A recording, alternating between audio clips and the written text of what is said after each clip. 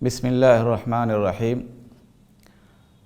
الحمدللہ رب العالمین والصلاة والسلام علی سید المرسلین وعلی آلہ وصحبہ اجمعین۔ محترم حضرات و خواتین، آج کا موضوع ہے ہوائی جہاز میں نماز پڑھنا۔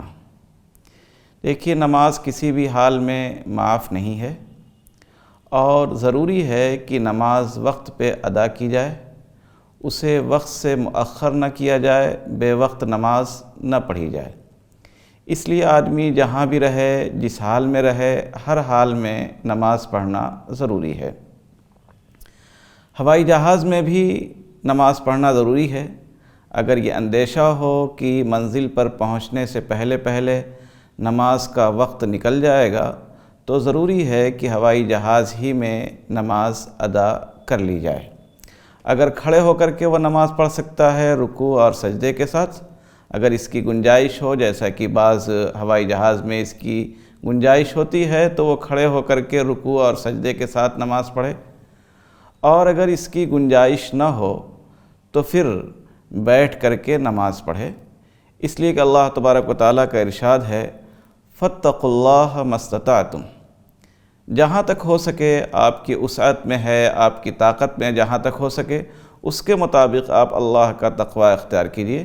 لہذا انسان سے جہاں تک ہو سکے، جتنی ممکن ہو سکے کوشش کرے، اور اگر کوئی چیز اس کی کوشش سے باہر ہے تو پھر اس پہ کوئی گرفت نہیں ہے، کوئی دار و گیر نہیں ہے۔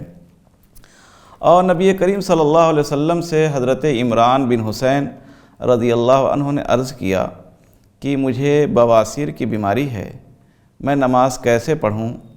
اللہ کے رسول صلی اللہ علیہ وسلم نے فرمایا، کھڑے ہو کے نماز پڑھو۔ اگر تم کھڑے ہو کے نماز نہیں پڑھ سکتے ہو تو بیٹھ کر کے نماز پڑھو، اگر بیٹھ کر کے بھی نہیں پڑھ سکتے ہو تو سو کر کے پڑھ لو۔ یعنی کسی بھی حال میں نماز پڑھنا ہی پڑھنا ہے۔ ایک دوسری حدیث میں ہے جو حضرت عبداللہ ابن عمر سے منقول ہے، وہ کہتے ہیں کہ نبی صلی اللہ علیہ وسلم سے کشتی میں نماز کے بارے میں پوچھا گیا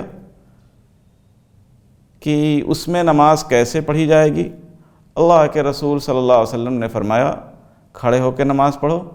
البتہ کھڑے ہو کر کے نماز پڑھنے میں گرنے کا اندیشہ ہے، ڈوبنے کا اندیشہ ہے تو بیٹھ کر کے نماز پڑھ لو۔ حاصل یہ ہے کہ جس طرح سے بھی ممکن ہو نماز پڑھنا ضروری ہے۔ ہوائی جہاز کے سلسلے میں بعض لوگوں کو یہ شبہ ہوتا ہے کہ فقہی کتابوں میں کہا گیا ہے کہ سجدہ نام ہے پیشانی کو زمین پر رکھ دینے کا، وضع الجبہہ علی الارض۔